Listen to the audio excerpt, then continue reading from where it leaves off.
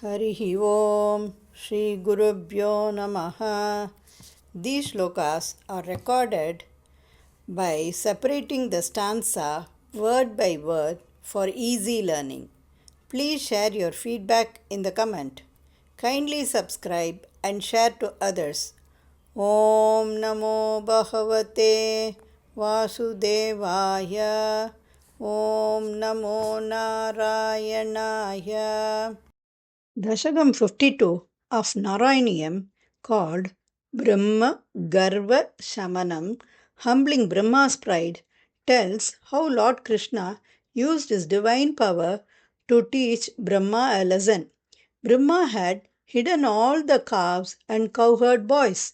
To humble Brahma's pride, Krishna took their forms and continued playing as them for one whole year.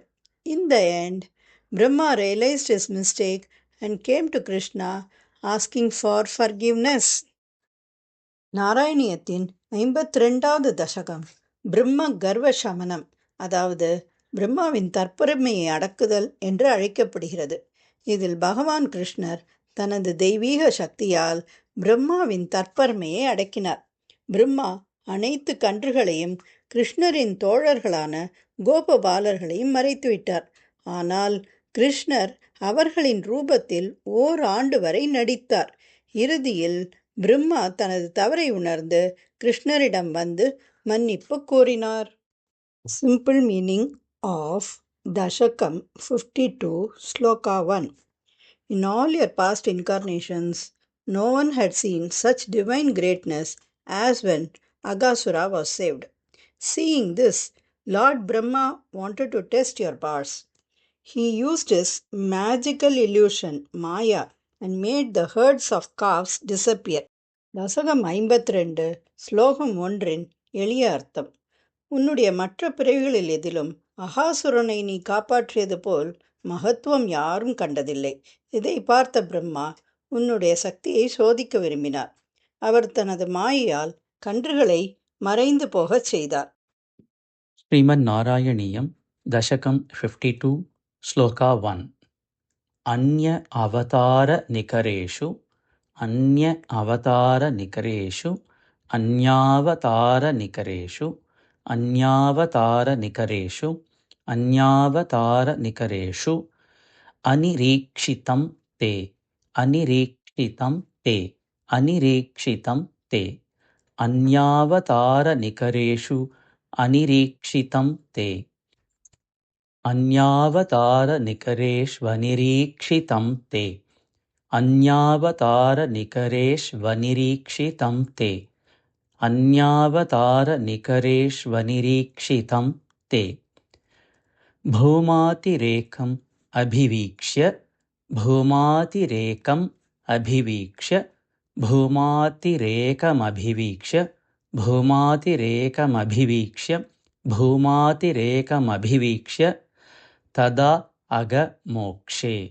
तदा अगमोक्षे तदागमोक्षे तदागमोक्षे तदागमोक्षे भूमातिरेकमभिवीक्ष्य तदागमोक्षे भूमातिरेकमभिवीक्ष्य तदागमोक्षे भूमातिरेकमभिवीक्ष्य तदागमोक्षे अन्यावतारनिकरेष्वनिरीक्षितं ते भूमातिरेकमभिवीक्ष्य तदागमोक्षे अन्यावतारनिकरेष्वनिरीक्षितं ते भूमातिरेकमभिवीक्ष्य तदागमोक्षे अन्यावतारनिकरेष्वनिरीक्षितं ते भूमातिरेकमभिवीक्ष्य तदागमोक्षे ब्रह्मा परीक्षितुमनाः ब्रह्मा परीक्षितुमनाः ब्रह्मा परीक्षितुमनाः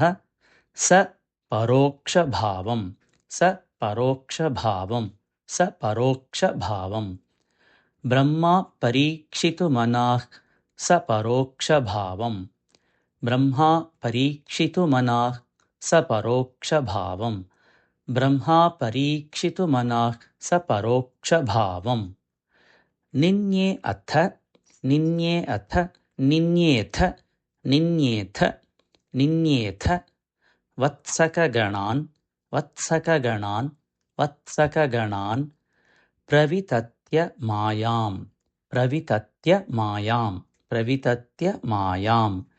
निन्येथ वत्सकगणान्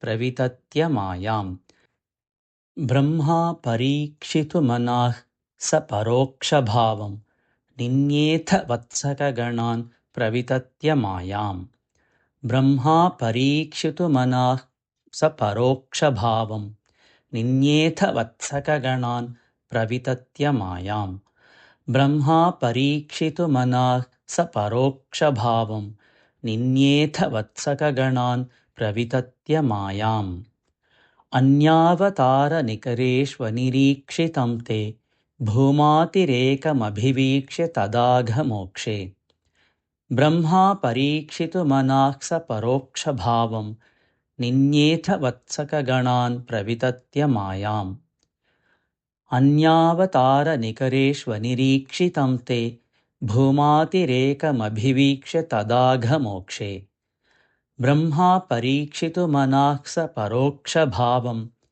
निन्येथ वत्सकगणान् प्रवितत्य मायाम् अन्यावतारनिकरेष्वनिरीक्षितं ते भूमातिरेकमभिवीक्ष्य तदाघमोक्षे ब्रह्मा परीक्षितुमनाः स परोक्षभावं निन्येथ वत्सकगणान् प्रवितत्य मायाम् अन्यावतारनिकरेष्वनिरीक्षितं ते भूमातिरेकमभिवीक्ष्य तदाघमोक्षे ब्रह्मा परीक्षितुमनाः स परोक्षभावं निन्येथ वत्सकगणान् प्रवितत्य मायाम् अन्यावतारनिकरेष्वनिरीक्षितं ते भूमातिरेकमभिवीक्ष्य तदाघमोक्षे ब्रह्मा परीक्षितुमनाः स परोक्षभावं निन्येथ वत्सकगणान् प्रवितत्य मायाम् अन्यावतारनिकरेष्वनिरीक्षितं ते भूमातिरेकमभिवीक्ष्य तदाघमोक्षे ब्रह्मा परीक्षितुमनाः स परोक्षभावं निन्येथ वत्सकगणान् प्रवितत्य मायाम्